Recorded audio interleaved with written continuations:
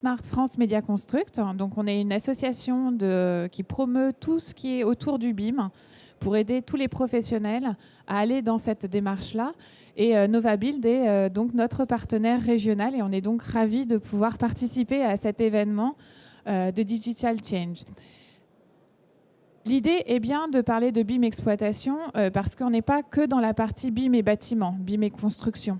Il y a des problématiques d'avoir du BIM sur une continuité numérique parce que l'exploitation est bien dans la partie du bâtiment et des ouvrages, la phase qui va finalement occuper le plus les maîtres d'ouvrage et les intervenants ensuite sur cette partie de construction. Aujourd'hui, on aurait tendance à croire que BIM construction, BIM bâtiment est séparé du BIM exploitation, du BIM GEM, ou de la GMAO et de la GTB. L'idée est bien de vous montrer aujourd'hui, au travers d'un exemple qui va être développé par Thomas Huer, que ce n'est pas l'avenir et que ça existe déjà et qu'il y a de très fortes attentes, notamment dans un cadre de liaison avec tout ce qui est Smart Building, IoT, Smart Territoire et Smart City. Mais pour cela, ça veut dire qu'il y a nécessairement de la continuité numérique entre ces différentes phases dans le BIM.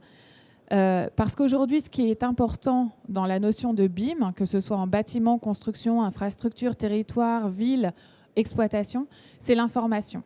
Comme pourra vous le montrer Thomas, aujourd'hui, ce qui est important, c'est de récupérer cette information, de savoir où elle est rangée, parce qu'il y a énormément de pertes de temps pour retrouver ces informations, pour les traiter et leur donner du sens. Ce qui veut dire que c'est l'information qui a bien de la valeur et il faut une information qui soit structurée et hiérarchisée.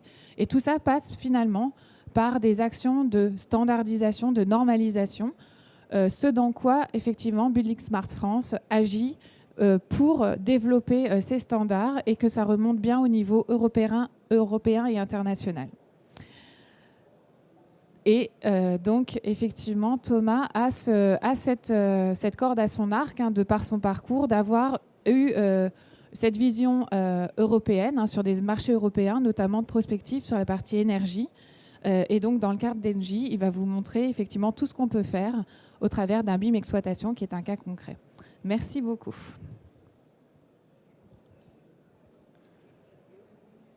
Merci Garçon et merci Juliette et Novabuild là pour cette invitation là, à venir présenter effectivement ce qu'on a pu mettre en place.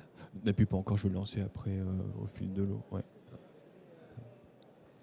Donc bonjour à tous, donc, je suis Thomas Huer, je suis directeur de la practice BIM et Smart Building chez Engie Cofeli. Donc Engie Cofeli, c'est un exploitant mainteneur, un facility manager. Et effectivement, comme Garçon l'a dit, le BIM finalement a commencé son aventure dans la partie conception-construction. Et depuis quelques années, on voit émerger de plus en plus la problématique autour du BIM exploitation. Et nous, au niveau de nos appels d'offres, on a véritablement senti un décollage autour de mi-2017, où là, quasiment l'essentiel de nos gros appels d'offres demande dans le cahier des charges d'avoir du BIM exploitation à l'intérieur. Sachant que là aussi, tous les clients n'ont pas forcément la même maturité sur le sujet, parce que c'est un sujet nouveau qui est encore en cours de construction. Et je vous en présenter une illustration, mais le marché a encore de belles perspectives devant lui. Donc là aussi, le niveau de détail qui sera attendu autour du BIM exploitation ne sera pas forcément le même. Et j'en profite également pour le dire que là, ce que je vais présenter, c'est un exemple possible autour du BIM exploitation, mais que naturellement, en fonction du type de site, que je sois une tour de bureau, que je sois une université, un hôpital, une chaufferie, je n'aurai pas forcément les mêmes besoins derrière, la même envie d'aller plus ou moins loin dans le développement de la solution, et donc la solution ne sera pas forcément la même. Dans l'exemple que je vais vous présenter, donc, qui a été réalisé avec la Caisse d'Épargne Rhône-Alpes, donc c'est sur la Tour InCity à Lyon, qui est le 3e plus haut gratte-ciel de France. C'est là où on a souhaité finalement faire converger à la fois la maquette numérique, la GTB et la GMAO. Un point intéressant aussi qu'il faut avoir en tête dans ce projet, c'est que en fait le projet avec la caisse d'épargne remonte en fait, dès le début, dès la phase de conception. Où là, on est, je pense, dans bien cette nouvelle dynamique qui est qu'on ne construit plus des bâtiments, mais on construit des lieux de vie. Si on construit des lieux de vie, c'est qu'on s'intéresse aux usages, à la finalité, et à partir de là, on fait un rétropédalage pour la concevoir, puis la construire de la bonne façon. On l'a vu, la chaîne de valeur du BIM, c'est assez naturellement BIM conception, BIM construction, BIM exploitation, puis BIM déconstruction, et non pas destruction pour recycler les matériaux. Mais finalement, la chaîne de valeur n'est pas forcément exactement dans ce sens-là. Parce que si on s'intéresse aux usages, si on s'intéresse à la finalité, il faut bien partir de là. Et c'est pour ça que finalement, nous, de plus en plus, on intervient en amont, un peu à AMO, pour aider finalement nos clients à bien penser la tour, leur bâtiment, en fonction des usages qui sont finis derrière, avec notre expérience d'exploitant mainteneur. Et c'est à partir de là que du coup on pourra concevoir, puis construire la tour en adéquation avec les finalités attendues. Et c'est bien cette démarche-là qui avait été mise en place avec la Caisse d'épargne sur la tour InCity à Lyon, où il y avait une grande importance qui était donnée à la qualité de vie à l'intérieur de la tour. Il y a même un concept qui en est né, Be InCity, donc en clin d'œil à la tour InCity. Sachant qu'au début, quand la tour avait été conçue puis construite, donc nous, au Cofeli, on était associés dès le début finalement à cette réflexion-là, mais la tour n'avait pas été construite en BIM. Et donc c'est en 2016, donc un an après finalement la livraison de la tour, qu'on a décidé conjointement avec notre client, la Caisse d'épargne Rhône-Alpes, de lancer une nouvelle démarche pionnière autour du BIM exploitation. Donc là, on n'est pas dans le cadre d'une démarche full BIM du début jusqu'à la fin. Ce qui montre aussi que finalement, on peut aussi déployer du BIM exploitation sur un patrimoine existant. On n'est pas obligé de concevoir puis construire un bâtiment en BIM pour pouvoir avoir du BIM exploitation derrière. Et ça, c'est tant mieux quand on sait que 99% du parc est déjà construit en France. Ça aurait été dommage de rater cette possibilité-là. Sachant aussi, petite parenthèse, c'est qu'il y a beaucoup de nouvelles idées qui apparaissent tous les matins, beaucoup de nouvelles technologies. Et là aussi, on est aussi aidé par d'autres pays en plus fort développement qui, eux, vont lancer des démarches full BIM. Et du coup, on peut aussi bénéficier de leur expérience. Et là, après, il y a l'effet boomerang qui va revenir finalement en France. Deuxième parenthèse, là aussi, quand on parle de BIM, on va souvent penser construction.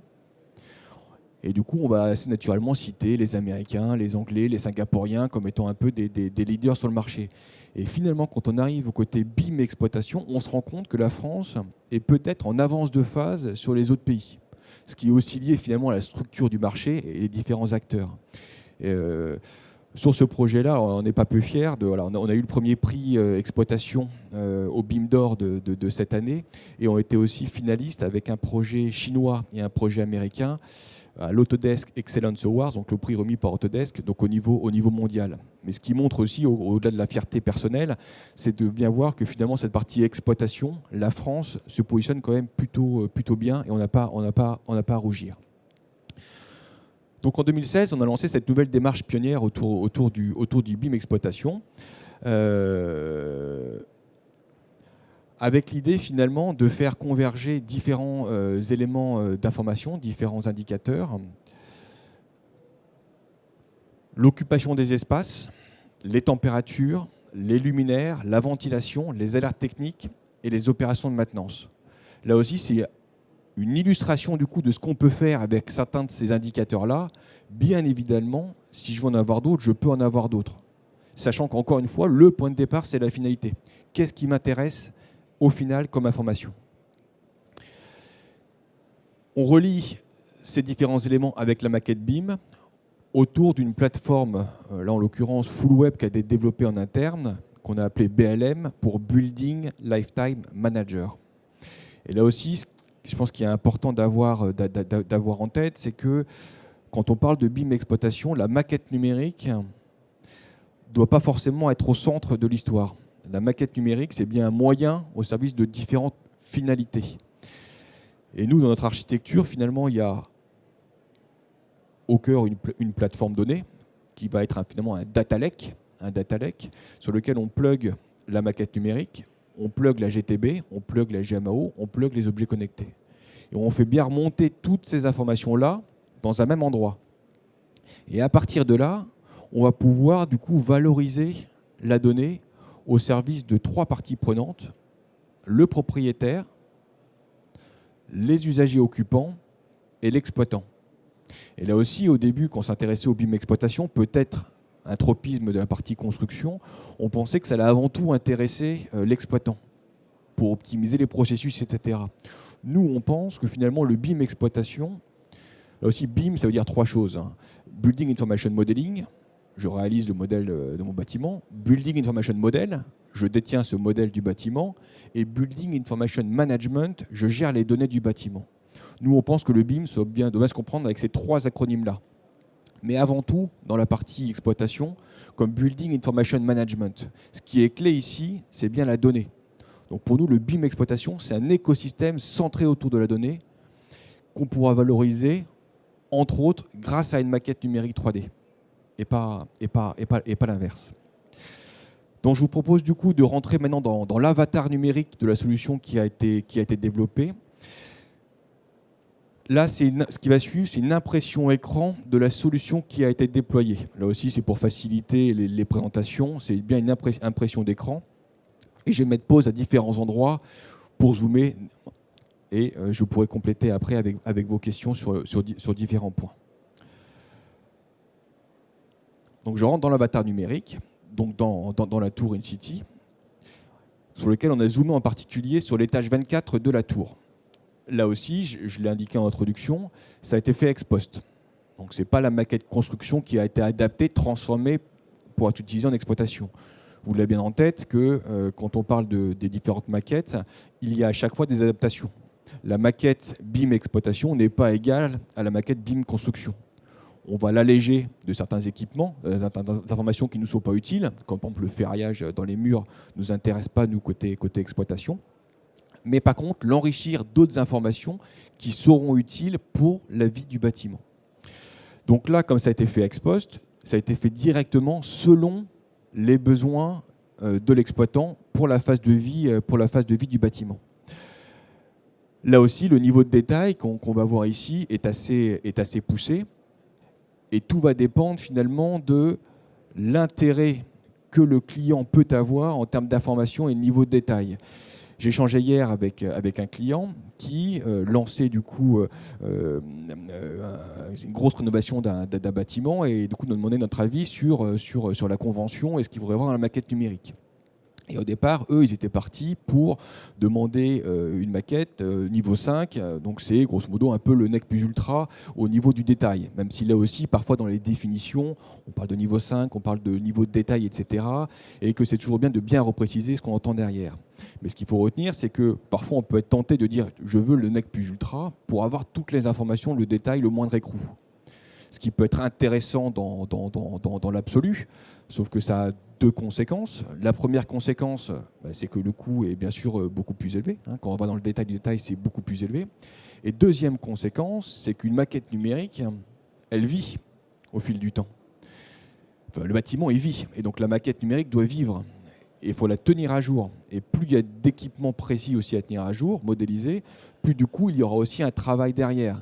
Je vais y revenir un petit peu après, c'est toute cette nouvelle filière qui est en train de se développer, de BIM Data Manager, qui est cette personne qui sera garante de la tenue à jour de cet écosystème dans sa globalité. Je reviens sur mon cas d'InCity. Donc là, la maquette numérique, modélisée selon les besoins de l'exploitation. Donc là, pour l'instant, on est finalement dans une maquette numérique classique d'exploitation, avec plus ou moins de détails, etc. Et naturellement, ce n'est pas du Street View. Donc, quand je clique sur un équipement, j'ai l'information associée qui apparaît de manière automatique. Là, encore une fois, on est dans du assez classique côté maquette numérique BIM exploitation. Sachant qu'encore une fois, ici, je peux rentrer autant d'items que je veux. Mais le but, c'est encore une fois de ne pas chercher l'exhaustivité, qui sera plutôt compliqué, mais chercher l'information qui nous sera utile pour le propriétaire en particulier, pour cette gestion patrimoniale. Parce que là aussi, on voit assez vite, dès lors qu'on a accès à tous ces équipements-là et les fiches associées, pour un propriétaire, ça confère une vision patrimoniale qui est juste exceptionnelle. C'est-à-dire que du coup, en un clic, je peux avoir tous les extracts des différents équipements, pour les contrôles réglementaires, pour mes maîtres, est-ce qu'il y a de l'amiante, pas de l'amiante. J'appuie sur Enter, je sais directement où intervenir et quelle est l'ampleur des dégâts. Autre point important, c'est que là, nous, on préconise de jamais chercher l'exhaustivité a priori, sachant que la solution doit être évolutive. demain, je veux avoir plus d'informations, je vais pouvoir l'intégrer ici, et ça doit pouvoir se faire. Une solution qui n'est pas évolutive ne marche pas. Hein. Il y a 3 points importants, l'évolutivité, la scalabilité, que là aussi je vais avoir besoin de plus en plus de données, et l'interopérabilité, qu'on va mieux comprendre avec ce qui va suivre. Donc là, on est dans la maquette numérique. Là, on a poussé du coup dans l'innovation, c'est que quand je clique aussi sur cet équipement, petite parenthèse justement, pour le ventiloconvecteur, là par exemple, on l'a défini via un cube, parce qu'on pense que c'est suffisant comme niveau d'information. On aurait pu aller dans le détail, on pense que le cube pour cet équipement suffit. Je clique sur ce ventiloconvecteur, et là cette fois-ci, je vois apparaître en temps réel l'information sur ce ventilo, et ce qui fonctionne, pas fonctionne, etc. Donc là aussi, je ferai remonter les informations qui me sont utiles. Donc là, c'est les informations qui remontent par la GTB qui est sur site. Je peux mettre aussi des objets connectés, etc. Donc c'est bien le but de faire remonter l'information qui sera pertinente, qui me permettra de mieux gérer mon patrimoine, soit pour le propriétaire, soit pour l'exploitant, ou pour un usager, où là aussi on va voir, pour des salles de réunion, etc., d'avoir des accès en temps réel sur l'occupation des espaces peut également faire sens. On parle beaucoup de 3D, mais de fait le 2D est aussi assez utile. Je prends souvent l'exemple du GPS, finalement on utilise du 2D incliné parce qu'on s'y repère assez facilement. Donc là l'idée c'est de partir de la maquette 3D, on fait une coupe horizontale pour avoir un plan 2D. Point important, c'est que j'étais sur mon ventiloconvecteur VC 2010 il y a un instant dans ma vue 3D. J'y ai cliqué sur le bouton 2D et je suis arrivé toujours pour ce même ventiloconvecteur VC 2010 sur un plan 2D. D'où l'importance de toute la sémantique des données. On va le revoir un tout petit peu après dans la capture d'écran qui là est un peu tronquée. C'est bien mon ventiloconvecteur de telle pièce à tel étage de tel bâtiment. C'est comme ça qu'on a construit la structure. Si cette classification n'est pas bien pensée en amont, je ne pourrais pas basculer d'une vue à l'autre et valoriser la donnée. Toute la question aussi du micro-zoning. En gros, si j'ai un étage complet, ça ne marchera pas. Et là, on le voit d'ailleurs, il y a bien un micro-zoning qui apparaît ici, avec, je crois que je vais laisser un tout petit peu défiler.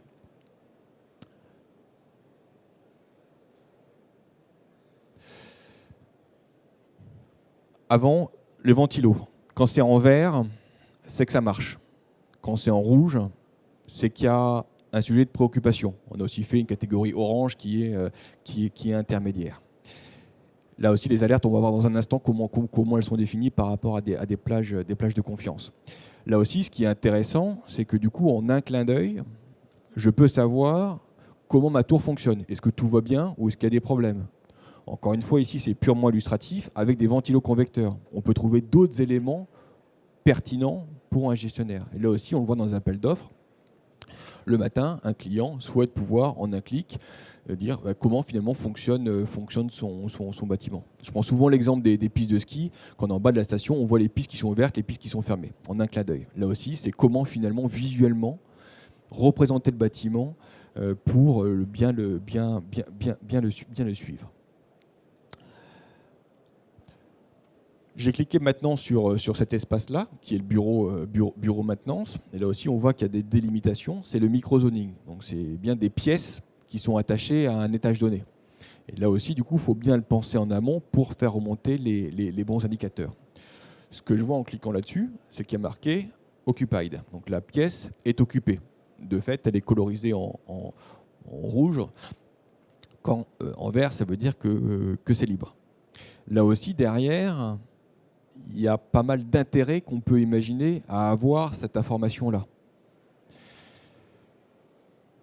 Grâce à ça, je peux savoir à tout instant combien il y a de personnes dans mon bâtiment. Mais là aussi, ces données, ce n'est pas juste une vision à l'instantané, c'est historisé. Donc là aussi, je peux faire un retour d'expérience et me dire, finalement, je peux constater que mon bâtiment est utilisé en moyenne 21% du temps, en incluant les week-ends et les vacances. en tapant dans les plages horaires plus classiques, je peux me rendre compte que finalement mon bâtiment n'est occupé que 50% du temps, ce qui est bien souvent les ratios. Ce qui veut dire que j'ai 50% de ma surface qui en gros ne sert à rien. Mais pourtant je paye pour cette surface-là. Est-ce que du coup je pourrais imaginer de penser différemment mes espaces? J'ai des salles de réunion pour 10 personnes, je me rends compte finalement qu'il y a à chaque fois 4 personnes dedans. Est-ce que j'aurais pas intérêt finalement à couper mes salles de réunion pour répondre mieux à la demande? Et là aussi, c'est toutes les réflexions qu'on introduit parfois autour du flex office. C'est comment mettre pour un bâtiment plus de personnes entre guillemets dans une même surface sans que cela soit pour autant au détriment de la qualité de vie. Que là aussi qu'on optimise, donc là qu'on est bien dans la performance des usages. La performance des usages ne doit pas être au détriment de la qualité de vie, sinon c'est naturellement rejeté. Et là aussi, il y a différentes solutions qui peuvent apparaître. Si je reste sur une tour de bureau, mais on peut le transposer à d'autres types de bâtiments. Les salles de réunion, la majorité des salles de réunion sont parfois réservées, mais pas utilisées. Et du coup, quand j'ai l'information, si je vois que personne n'est venu alors qu'il devait venir, je la déréserve au bout d'un quart d'heure et je la libère. Et là aussi, j'optimise encore une fois les usages. On peut transposer après plus loin en reliant ça au réfectoire. Est-ce que c'est plein, pas plein? Est-ce qu'il y a du monde? Il y a de la queue ou pas? Dans ce cas, je pourrais décaler ma décision. Ça peut être aussi pour des centres commerciaux. Ça peut être là. Après, il y a plein de transpositions possibles. Je vais rester focalisé là-dessus, mais on pourra élargir le débat à d'autres types de sites où là aussi, c'est vraiment à tiroir. Donc, je vais essayer de donner quelques exemples qui nous semblent assez illustratifs. Mais une fois qu'on a accès finalement aux données, c'est à tiroir. On peut la valoriser et créer plein de bénéfices derrière. Dernier point au niveau des capteurs. Là, dans cet exemple-là, c'est un capteur qui est binaire. Je sais s'il y a quelqu'un ou pas, à minima quelqu'un ou pas, dans ma salle. Là aussi, après, on peut pousser plus loin. Je peux mettre des capteurs qui me disent à tout instant, il y a 5 personnes, parce que c'est un capteur qui repère les formes, et je sais qu'il y a 5 personnes. Je vais plus loin dans l'information. Il y a d'autres capteurs qui existent, même si ça pose des questions autour de la RGPD en particulier, où je peux être relié au badge et savoir nominativement qui est dans tel espace. Là aussi, je pousse plus loin du coup l'information. C'est toujours pareil dans ces cas-là, ça a du bon ou du pas bon. Je suis fliqué en permanence, mon entreprise sait où est-ce que je suis, je peux mal le vivre. Je pense que ça peut aussi avoir du bon. S'il y a un incendie, si quelqu'un sait que je suis là-haut tout seul, un peu évanoui, si on peut venir me sauver, je pense que ça me plaira. Donc là aussi, après, on peut peut-être trouver des parades pour déclencher l'identification pour des moments un peu critiques qui ont été valorisés avec les salariés. Mais là aussi, tout ça, c'est un petit peu à créer. Et encore une fois, je pars des usages, je pars de la finalité. Qu'est-ce qui m'intéresse comme service? Et à partir de là, je définis quelles données il me faut. Et une fois que je suis au clair sur les données, je mets les bons capteurs pour pouvoir avoir ces données-là. Le plan de départ est bien la finalité. Et là-dessus, c'est toute la philosophie globale du BIM c'est un investissement en amont, un investissement en temps en particulier, en réflexion, pour qu'après, tout soit beaucoup, beaucoup plus simple. Gerson a commencé à en parler en introduction. Aujourd'hui, on passe 80% de son temps, pour un data scientist, à nettoyer la donnée et 20% à la valoriser. Demain, quand on a les données, on va passer quasiment 100% de son temps à mettre de l'intelligence derrière et pas essayer de chercher à droite à gauche où sont les informations. Et c'est bien comme ça on conçoit finalement cet avatar numérique autour du bâtiment, d'avoir toutes les informations qui nous seront utiles pour pouvoir après la valoriser et en créer de la richesse derrière.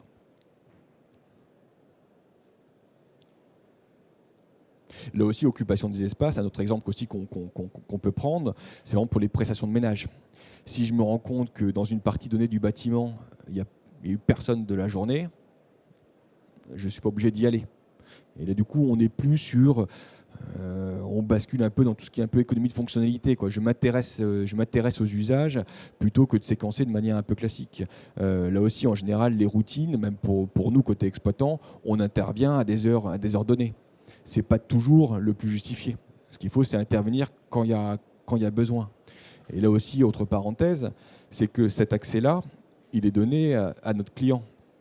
Là aussi, le BIM, c'est beaucoup de collaboratif et beaucoup de transparence. Le client, le propriétaire, peut avoir accès à l'ensemble des données du bâtiment, sur toutes nos interventions, ce qui a été bien fait, ce qui a été peut-être un peu moins bien fait. Donc là aussi, il y a vraiment des gros impacts au niveau des relations entre les acteurs qui nous semblent, un, inéluctables, et deux, aller dans le bon sens. En général, la transparence est toujours bien pour la confiance. Là aussi, on a zoomé un petit peu sur le 2D et on voit apparaître les luminaires. On voit apparaître les luminaires. Et là, je vais cliquer du coup sur un des luminaires et je vois que le temps de fonctionnement est 3237,6 heures. Je sais que ce luminaire tourne depuis ce temps-là. C'est une information qui peut être utile peut-être pour certains, peut-être pas pour d'autres, mais là encore une fois, on se transpose du coup à des équipements qui feraient sens pour vous. Autre petit tiroir d'intérêt, c'est que là aussi, en un clic, je peux avoir une vision globale finalement, du temps de fonctionnement de tous mes luminaires. Et si j'ai une alerte en me disant celui-là, il faut le changer, spontanément, je pourrais être tenté de passer une commande pour acheter un luminaire, sans savoir que dans 10 minutes, dans 1 heure, dans 1 jour ou dans 2 jours, je n'en ai pas d'avoir un, mais 1000. Si j'ai cette information-là, je vais faire la commande pour pouvoir gérer tout ça et l'optimiser. Encore une fois, l'information, y avoir accès, c'est de la richesse et c'est de l'optimisation dans les process. On a vu le 3D, on a vu le 2D, il y a aussi les tableaux de bord. Et là, encore une fois, j'étais sur mon luminaire il y a un instant en 2D, je bascule sur mon luminaire sous la forme de tableau de bord, où là, on retrouve l'arborescence qui a un chouille tronqué, avec la tour Une-Cité, l'étage 24, les différents bureaux, et au sein des bureaux, des espaces, mes différents équipements. Voilà, c'est la structuration de la donnée telle qu'on l'a construite ici. Et c'est là qu'on voit ces indicateurs qui ont été définis. Donc là aussi, on les définit au cas par cas. Et c'est comme ça qu'apparaissent ensuite les alertes sur la maquette. Donc là, je le définis par rapport à ce qui me semble être le plus pertinent.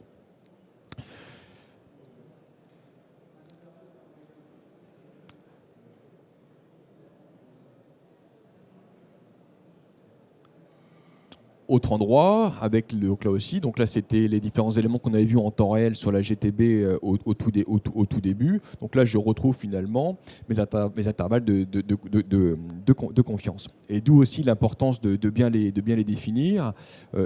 Exemple tout bête, il y avait des choses qu'on avait faites au début avec des plages qui nous semblaient être raisonnables. En l'occurrence sur la tour Une-City, les capteurs de température sont relativement en hauteur. Et on sait tous qu'il fait plus chaud en hauteur. Donc du coup, le 20-21 degrés qu'on pourrait sentir en bas, le ressenti, en fait, il est plus haut au niveau des capteurs. Donc là aussi, c'est comment bien définir les bons indicateurs pour envoyer le bon message derrière. Là-dessus, donc sur cette pièce-là, j'ai une vue globale des différents indicateurs. J'ai bien sûr l'historique, parce que n'avoir accès qu'à la vision en temps réel, c'est intéressant. Mais si on veut créer des services, améliorer la performance, c'est mieux d'avoir l'historique pour pouvoir faire parler la donnée. Donc là, il y a bien l'historique qui est disponible.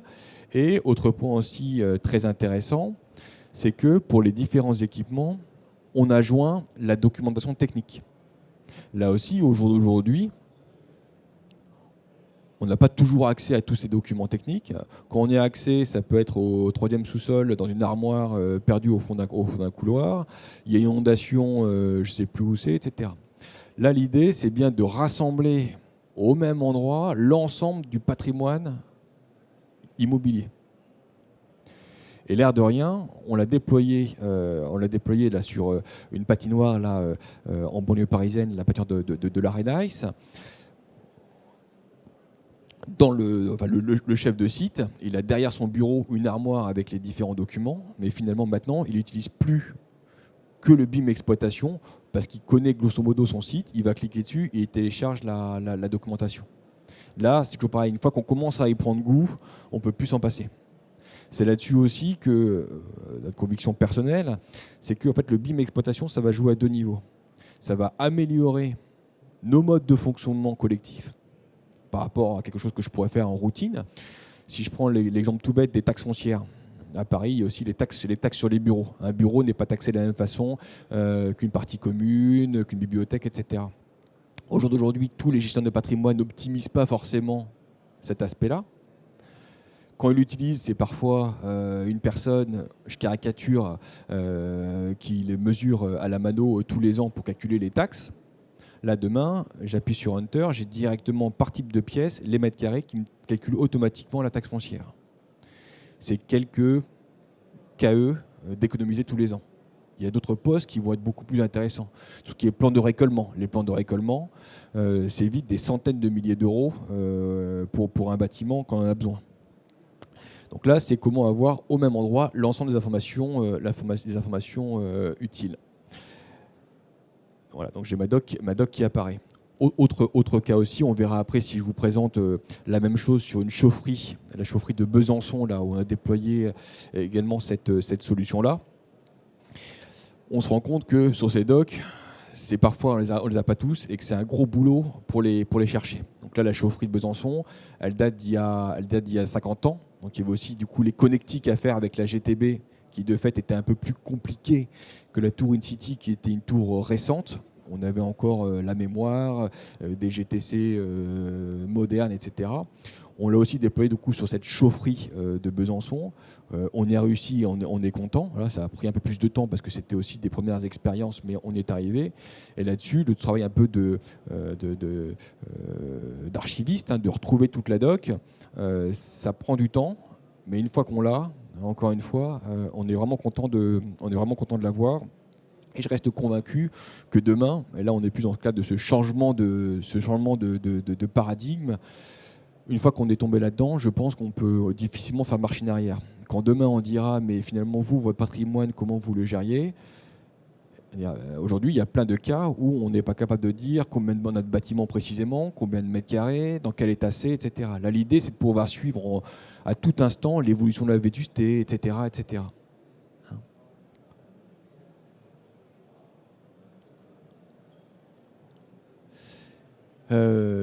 Et le dernier point, c'est qu'on l'a également connecté à la GMAO pour toute la partie opération de maintenance.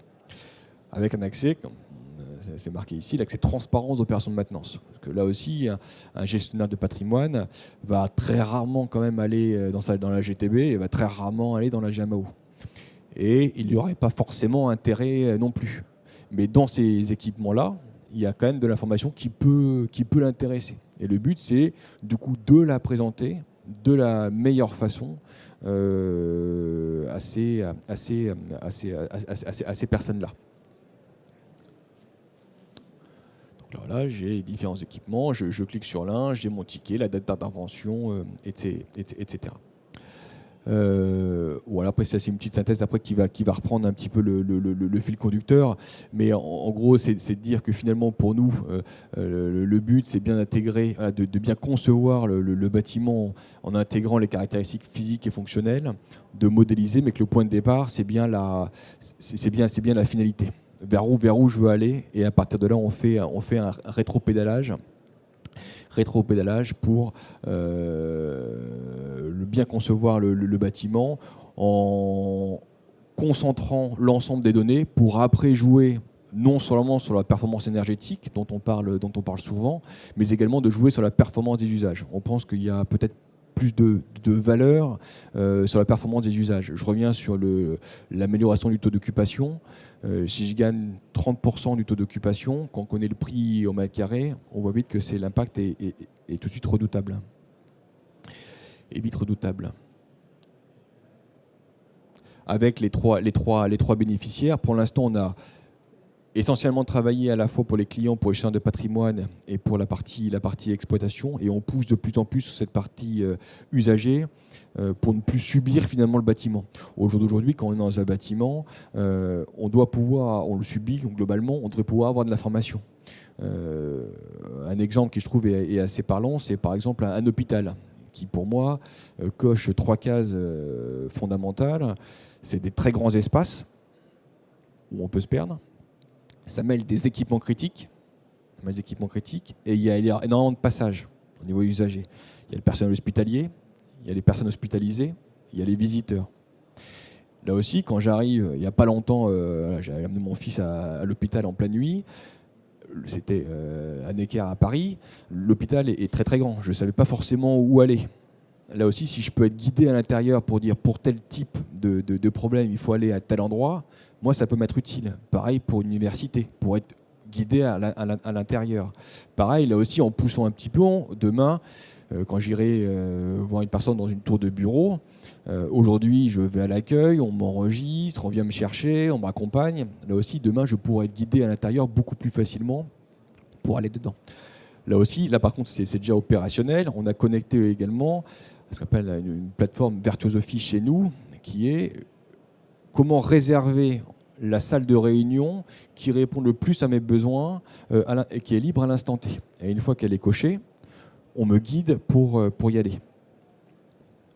Donc on voit qu'il y a plein d'usages finalement possibles et intéressants qui seront adaptés au cas par cas. Pareil pour une gare, pareil pour un centre commercial, pareil pour un aéroport. Vous voyez à l'aéroport, il y a un terminal donné, il y a plusieurs parkings. Vous partez à tel endroit.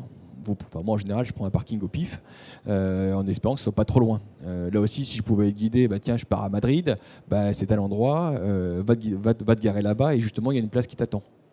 Pareil pour un centre commercial. On réfléchissait là avec un client pour un centre commercial où finalement l'expérience client était bonne à l'intérieur du centre commercial, mais il y avait un problème au niveau du parking.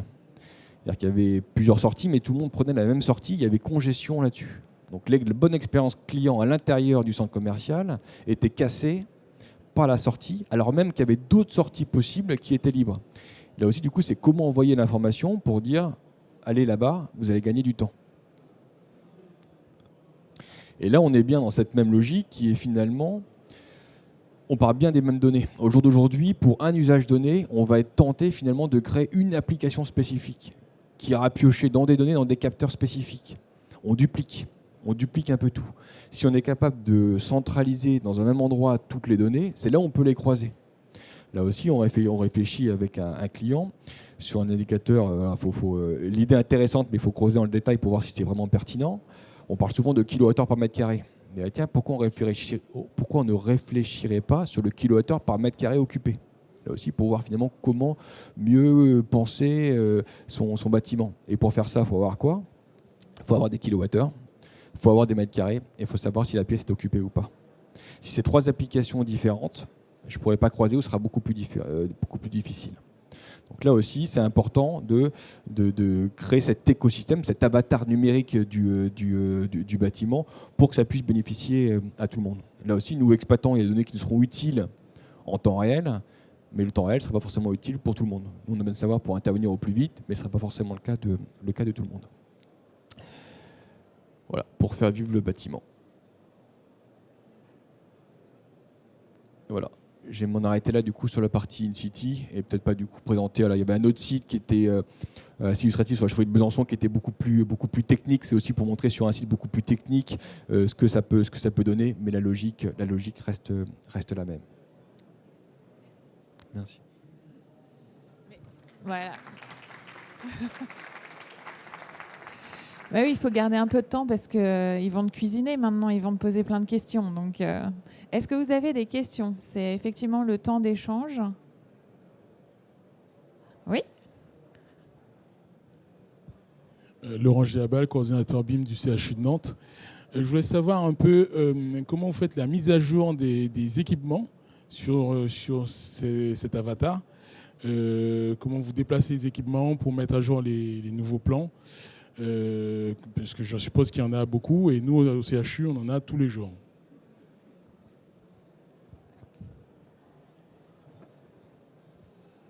Merci, c'est effectivement une question clé. Je l'ai un peu dit, mais pas assez. C'est que souvent, effectivement, quand on va parler de BIM et de BIM exploitation, on va parler de la mise en place de l'écosystème BIM exploitation. Donc il pourra être bien pensé en fonction des finalités, etc. On va la mise en place. Mais une fois qu'on a fait ça, on n'a fait que le début de l'aventure. Que comme vous le dites, effectivement, il y a des bâtiments qui vivent, les bâtiments y vivent, et un plan est obsolète au bout de quelques jours, quelques mois, etc. C'est pour ça que nous, finalement, on a développé une filière qu'on appelle de BIM Data Manager, qui seront ces personnes qui vont gérer à la fois les plans, pour les mettre à jour, et les connectiques, et aussi la façon de valoriser les données par rapport à de nouveaux besoins. Là, c'est quelque chose qui se construit. Donc nous, pour l'instant, pour aller un peu dans le détail de ce qu'on fait chez Cofeli, en fait, on a différents BIM Data Managers, mais qui vont être mutualisés sur différents sites. Et qui vont venir là en fonction du type de bâtiment et de sa complexité. Là, pour un hôpital, je pense qu'on sera plus dans un temps plein potentiellement que pour d'autres types qui vont peut-être un petit peu moins vivre. Hein. On a l'impression sur des archives, bâtiments d'archives, ça bouge un petit peu moins qu'un hôpital, quoi. Donc là, ça sera de bien se mettre d'accord sur ce qu'il faut tenir à jour comme information. Et là aussi, c'est des sujets, enfin, c'est tout bête quand on le dit, mais comme c'est sujet nouveau, parfois on le dit pas toujours. C'est que est-ce qu'on est censé tenir à jour toute la maquette, tous les équipements ou certains équipements? Là aussi, il faut être assez précis pour les questions juridiques derrière, adressabilité, etc. Donc là, pour l'instant, on le mutualise sur différents sites. Et du coup, il y a tout un travail d'accompagnement derrière avec nos personnels sur les sites, les techniciens sur site qui interviennent pour que le moment J où ce BIM Data Manager arrive, qu'il puisse avoir toute la bonne information pour pouvoir mettre à jour la maquette numérique et la repluguer dans l'écosystème. Là, encore une fois, ce que j'ai présenté ici, c'est une version assez aboutie, sans quelque chose de péjoratif derrière, où on a intégré la maquette avec la GTB et la GMAO. Il y a d'autres cas où on a juste, entre guillemets, intégré la maquette avec la GMAO. Il y a d'autres sites où on a juste la prestation de BIM Data Manager. J'ai une maquette numérique que je tiens à jour. Mais là aussi, le BIM Data Manager devra tenir à jour ces différents équipements-là, embarquer les équipes sur le terrain, et en fonction du coup des missions qui ont été définies contractuellement, le nombre de jours variera d'une vingtaine à potentiellement un temps plein. Mais effectivement, c'est un point clé que parfois on peut avoir tendance à oublier. Et le problème, c'est que si on l'oublie et que je me reconnecte sur ma base de données, que je me rends compte que c'est pas à jour, en général, ça m'énerve une fois. Je retente une deuxième fois. Si c'est toujours pas à jour, je mets à la poubelle. Et c'est toujours dommage. Enfin, après, c'est propre à tous les projets d'innovation. Hein. Là-dessus, c'est assez classique, mais c'est quand même dommage quand on a fait un investissement comme ça en amont de mettre à la poubelle quelque chose derrière, alors que ça tenait à pas grand-chose.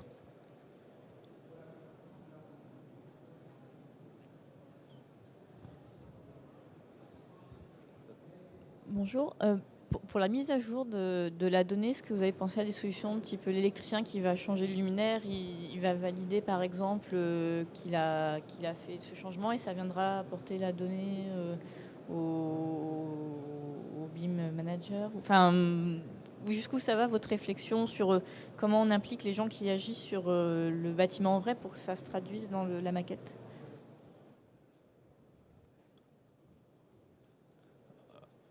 Alors là aussi, ça va dépendre de différentes solutions. Là, par exemple, la maquette, et c'est un point clé, je peux la sortir, enfin, je la plug du coup là-dedans. Là, pour être un peu technique, on a eu la partie maquette 3D que vous avez vue au début, c'est Forge, donc le produit développé par Autodesk, qu'on a plugué du coup dans cet écosystème. Mais un point clé, et j'arrive à votre question juste après, c'est que quand je mets à jour ma maquette numérique, je dois pouvoir la réinsérer dans cet écosystème-là et que toutes les connectiques marchent toujours. Il y a parfois, c'est tout bête, mais si à chaque fois que je change une cloison, un équipement, je dois repenser toutes mes connectiques depuis le début, en général, c'est pas la solution la plus idéale. Là-dessus, il y a un peu différentes solutions qui existent sur le marché, sachant qu'il peut y avoir aussi une différence entre est-ce que, bon, pour notre cas, est-ce que finalement c'est nous, Engie Cofeli, qui sommes exploitants dans sa globalité du bâtiment, ou est-ce que c'est un bâtiment qui est aussi beaucoup plus grand, qui va avoir d'autres intervenants? Où là aussi, du coup, la chaîne va être plus complexe dès lors qu'on n'est plus tout seul, mais qu'il y a aussi d'autres prestataires qui peuvent intervenir sur telle ou telle partie du bâtiment. Et donc là, il y a différentes solutions qui existent. Pour, par exemple, quand notre technicien intervient sur un site, il a la maquette numérique, il peut annoter dessus les éléments qu'il a changés et après les donner au BIM Data Manager qui lui du coup va prendre note de tous ces changements et les réinsérer après dans la maquette numérique. Mais il y a comme ce point, je réinsiste dessus, qui est dès lors qu'on gère de multiples prestataires. C'est là où, enfin, dès qu'on est plus nombreux, c'est plus amusant, mais c'est plus compliqué, quoi. Donc là, ça sera un peu le cas. Mais sauf que, encore une fois, si je reviens sur la gestion patrimoniale, l'intérêt de développer, enfin, me semble-t-il, une solution BIM exploitation pour un gestionnaire de patrimoine donné, c'est justement d'être sûr d'avoir la vision précise et à jour de tout son patrimoine. Pour un CHU, pour un hôpital, il y a plein d'intervenants possibles. Et lui, il doit être sûr que toutes les personnes se sont bien parlées entre elles. Donc là, il y a bien ce travail de coordination qui sera à définir. Mais l'idée, c'est là aussi pour faciliter même différents petits appels d'offres un petit peu ponctuels.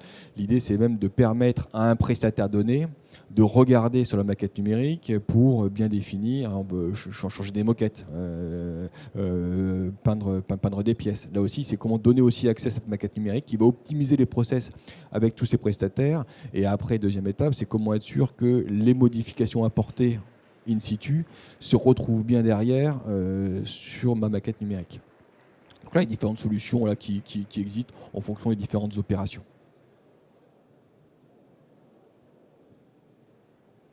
Est-ce qu'il y a d'autres questions? Moi, j'en ai une. Tu disais en entrée de jeu qu'effectivement, tu avais vu les marchés largement augmenter en 2017 en termes d'appel d'offres. Est-ce que tu peux nous en dire un peu plus sur quel type de marché, quelles sont les demandes, et est-ce qu'il existe des cahiers des charges ou quelque chose qui existe pour aider à établir des cahiers des charges, on va dire, possibles, qui rendent possible cette demande en BIM exploitation? Nous, on le voit effectivement en mi-2017, ça coïncide aussi en partie avec en fait, les bâtiments qui avaient été construits en BIM et qui arrivent du coup sur le marché.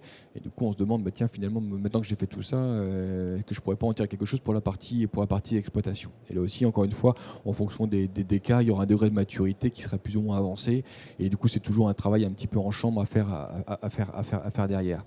Mais en gros, tous les gros appels d'offres de construction neuve, de grosses rénovations, de plus en plus demandent d'aller en BIM exploitation. Là aussi, on travaille sur un CREM, donc c'est conception, réalisation, exploitation, maintenance, là sur le campus de l'école d'ingénieurs AgroParisTech sur le plateau de Saclay, là, en banlieue parisienne. Et là aussi, c'est de nouveaux modes de fonctionnement. On en a parlé aussi ce matin sur la partie convention BIM, etc. C'est bien des nouveaux modes d'interaction, de relation entre les différents acteurs. Nous, finalement, on va interagir avant même déjà d'être dans le site, avec le BTPiste. Pour dire là, voilà ce qu'on veut voir dans la maquette numérique. Et encore une fois, en lien avec les usages. Et là-dessus, il y a de plus en plus de documents. La convention BIM là, qui est disponible là, sur Building Smart. En illustration côté construction.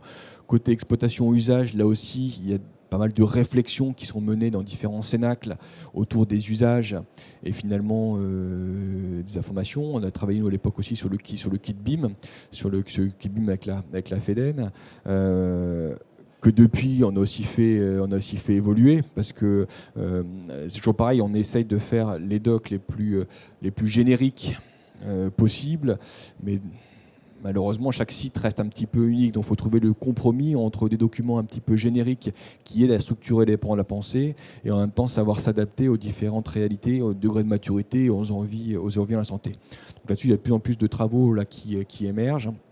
Il n'y a pas encore de standard, on va dire, connu de tous, mais on sent que ça fourmille beaucoup et normalement, demain, ça devrait arriver, quoi.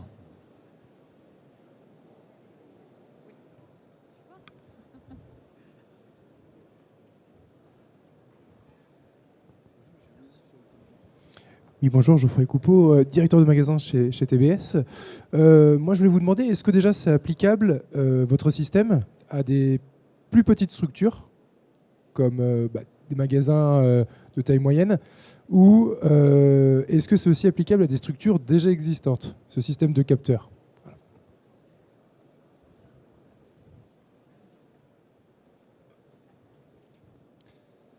Effectivement, je l'avais un tout petit peu dit en introduction. Là, c'est une illustration là, pour un site donné qui une grande tour de bureau, troisième plus haut gratte-ciel de France, qui a une GTB, qui a une GMAO. Tous les bâtiments n'ont pas forcément de GTB, de GMAO. Un magasin n'a a priori pas de GTB en son sein. Et là-dessus, il peut y avoir du coup différentes finalités. Et la maquette numérique, rien que ça, peut suffire. Là aussi, par exemple, pour un centre commercial, il y a plein de boutiques un peu partout.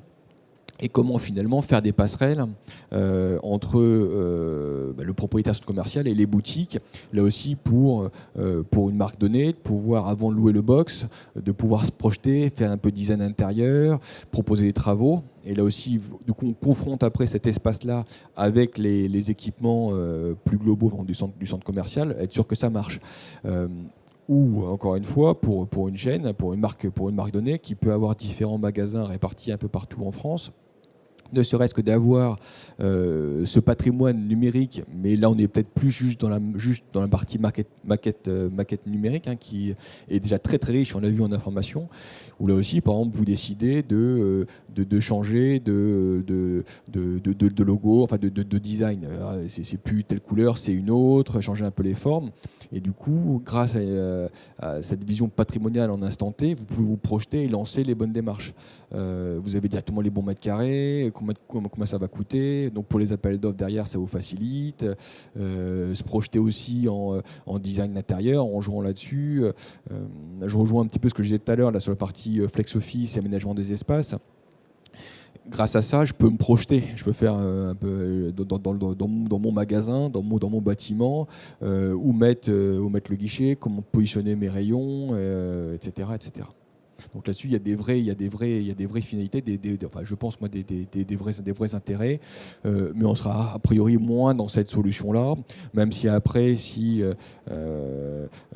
pour une enseigne qui a différents magasins, donc le fait d'avoir comme cette maquette pour les différents magasins peut être utile, et après quitte à la lier à juste quelques indicateurs dans la consommation énergétique des différents magasins. Et là aussi, du coup, je peux avoir ma vision patrimoniale globale. J'ai un magasin de tant de mètres carrés qui consomme tant. Je peux voir qu'il y a peut-être des anomalies dans certains magasins. Je peux aussi après mettre du coup certains capteurs pour mesurer le taux d'occupation, enfin les entrées. Et là aussi, du coup, en temps réel, je peux savoir ce qui marche bien, ce qui ne marche pas bien, éventuellement envoyer du renfort si je vois que ça sature. Encore une fois, c'est juste quelques exemples, et c'est dès lors qu'on commence à avoir la donnée, on se rend compte qu'on peut en tirer beaucoup de richesses. Mais ça pousse un peu à changer de paradigme, parce qu'on n'est plus dans le même monde. On peut avoir accès à l'information à laquelle on n'avait pas accès précédemment. Et après, c'est vraiment un tiroir. Ouais.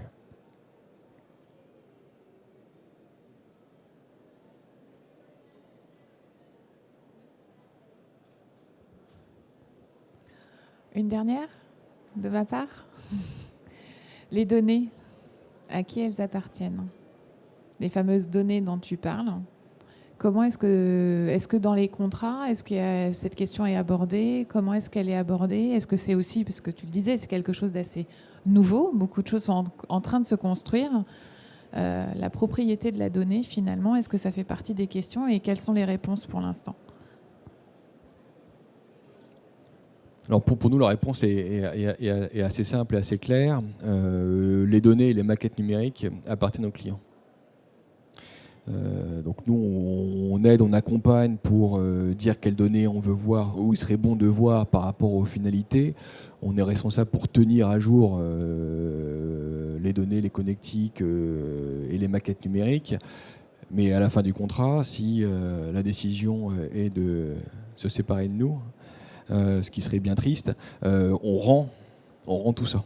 On rend tout ça. C'est là effectivement où la notion de big data arrive, c'est-à-dire que c'est pas la donnée est la propriété du maître d'ouvrage ou du commanditaire, mais c'est bien l'exploitation que vous en faites dans le sens de le traitement, l'utilité, la valorisation. C'est là où ça intervient. D'accord. Ben, merci beaucoup.